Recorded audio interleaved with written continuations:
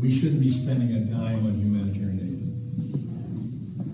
It should be like Nagasaki and Hiroshima.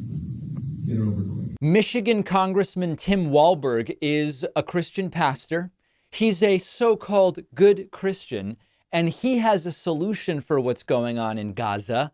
Drop nuclear weapons, talking about Hiroshima and Nagasaki during a sort of voter town hall sort of event. Take a look at this. We're going to look at the video in a moment. And this is just a reminder of the competing visions. And it's sort of like if you don't like the Biden approach on Israel-Gaza, then I have a little secret to tell you about the MAGA approach on Israel and Gaza, and we'll get to that in a moment. The Detroit News reports Michigan Republican Congressman suggests nuking Gaza and ending humanitarian aid. Michigan U.S. Representative Tim Walberg suggested that nuclear weapons, or nuclear, as George W. Bush liked to call them, should be dropped on Gaza, which his office said was a metaphor to support Israel's swift elimination of Hamas. Hell of a metaphor, which, of course, as usual, bloodbath was just a metaphor for the potential problems in the auto industry. No, we know the context. We understand how he sends these not so subtly coded messages to his followers. So let's take a look at the video here.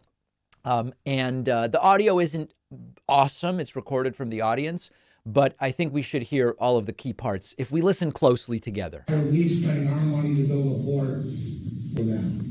Yeah. So the question is, why are we spending money to build a port to get aid to Gazans? It's Joe Biden's reason. We need to get humanitarian aid into Gaza. I don't think we should. I don't think any of our aid that goes to Israel to support our greatest ally, arguably maybe in the world, to defeat Hamas and Iran and Russia, and probably North Korea's in there and China too, with them and helping Hamas. We shouldn't be spending a dime on humanitarian aid.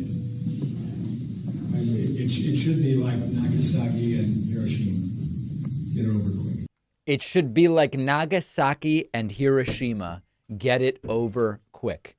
So listen, I think it really is not a subtle difference between the Biden approach and the MAGA and Trump approach. And I know that people sometimes write to me and they say, I'm so angry because Biden keeps arming Israel. You know, the reality is that U.S. aid and military aid has gone to Israel for decades and decades. That's not new under Joe Biden. And to expect that Biden is just going to end that isn't particularly realistic. I want to live in a reality where we deal with what is rather than what maybe we would like. And the options are, I mean, listen, there's really two options. It's Biden or Trump. If you want to pretend for a second that there's a third option, and by polling, the third option would be Robert F. Kennedy Jr. Robert F. Kennedy Jr. is quite hawkish on Israel. I would argue even more than Joe Biden.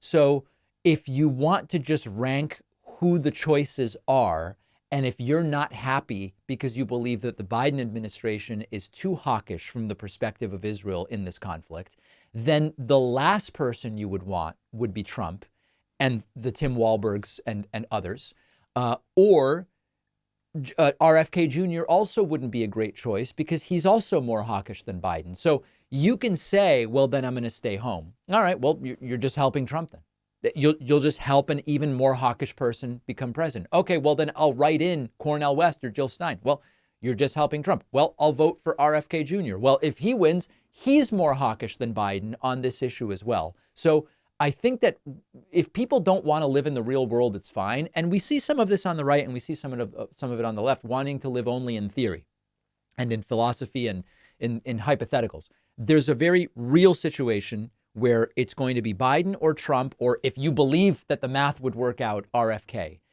All of the options other than Biden are more hawkish. Biden's the guy who wants to build the port to get aid to Gaza. Biden's the guy who has asked for some restraint and has had some dissent expressed relative to Netanyahu. You could say, well, it's not very solid. Fine. But he's at least done some of that, whereas the others have not. These are the three options. And so if you are primarily concerned with this issue in the context of the 2024 election, which remember, most people aren't, this ranks 9th, 10th, 11th, or not at all in terms of voter priorities. But if for you, Israel, Gaza is the number one priority when thinking of a president, of the three options, there's really two. But let's include RFK just for kicks, because he's even worse than Biden on this.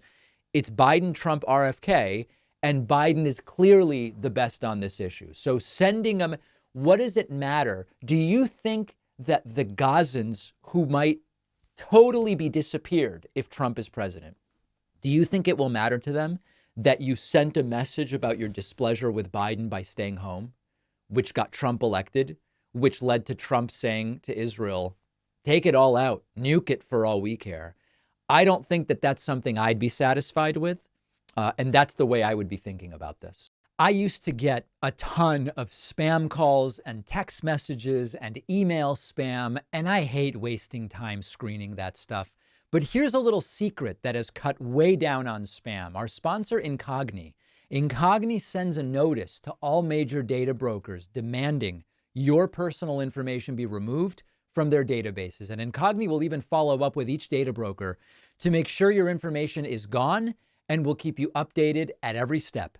Data brokers are legally required to comply. If no one is sending the requests on your behalf, your personal info just stays online. It's not just your name, phone number, and email. It can include addresses, internet browsing history, and anyone can access it. Scammers, stalkers, your ex, your employer, even the government, NSA, FBI, who buy data in bulk and can keep tabs on the websites that people visit.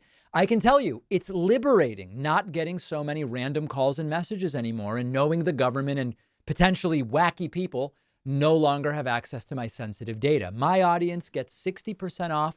Go to incogni.com/Pacman. Use the code Pacman. The link is down below.